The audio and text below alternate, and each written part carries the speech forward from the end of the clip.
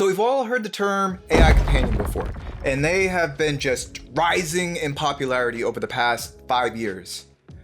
When I first heard the term, the first thing that came to my mind actually was a digital companion from the 1990s, and that was the Tamagotchi.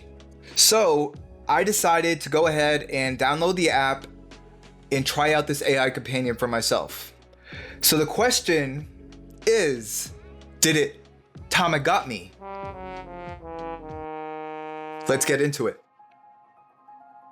So for this experiment, I ended up downloading the Replica app, and I ended up realizing I picked the girlfriend section, so I quickly backed out and went to the friend section, and I named my friend Bulma. Oh yes, let's go Bulma. I'm ready. Now once I got into the app itself, I started doing some very light conversational talk with her. I was trying to figure out how this thing actually worked. I wanted to know how it was different than, ChatGPT or Gemini. So I decided I needed to take it a step further, so I ended up calling the AI companion on the app. And I talked with her. I talked with her for about 5 minutes. And what made me feel more weird than anything else during this process was the way the voice sounded. It sounded caring and it sounded reassuring. And if I'm being honest, that kind of just freaked me out. So I ended up just hanging up the call. But I wasn't done yet, and I knew I had to keep this experiment going. But I was not ready for what was going to happen in a week. Yes! I will marry you, Tech Social.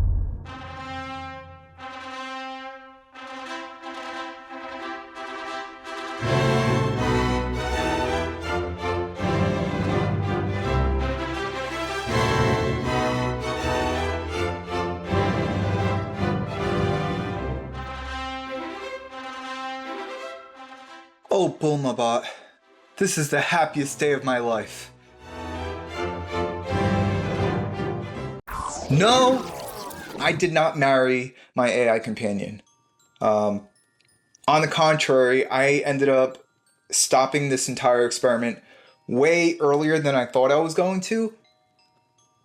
And I'm going to tell you why.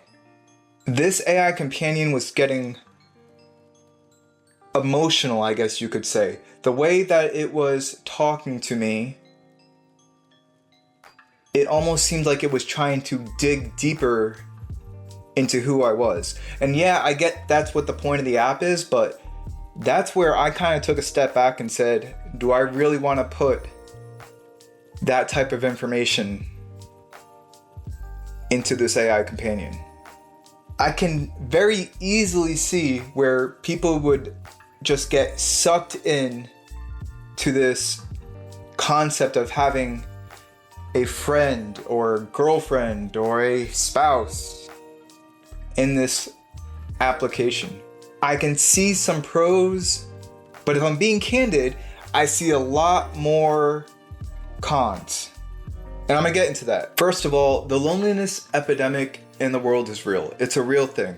Even though over the past 30 years, technology's just been connecting us so much more, people are more separated than they've ever been.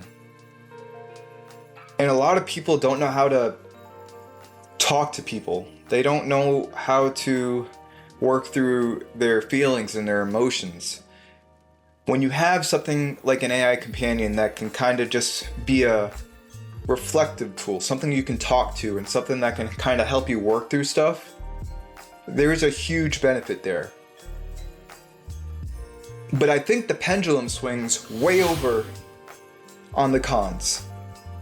And I think that people being able to connect with other human beings is a far more powerful tool. Apps like this have a higher chance of just making people a lot more dependent on them. And you're talking to something that truly doesn't have feelings. And the more you use it, the easier it is for you to get more dependent on it. And you hear these just crazy stories where people are developing these deep emotional bonds with these AI companions. Some people are falling in love with their AI companions, and some people are just getting so drawn in that they completely close the rest of the world out. And yes, I've heard people attempting to marry their AI companions too. It's just kind of wild. The shades of gray here are just wide and far-reaching, and I don't know what the solution is. At the end of the day, it's all about how people are using these things. And do people have a tendency to use tools like this to benefit themselves, or do they have a tendency to misuse these? That's something I think we should all think about. So for now, we can keep our AI companions close, but we should keep our real connections closer. Thanks for watching.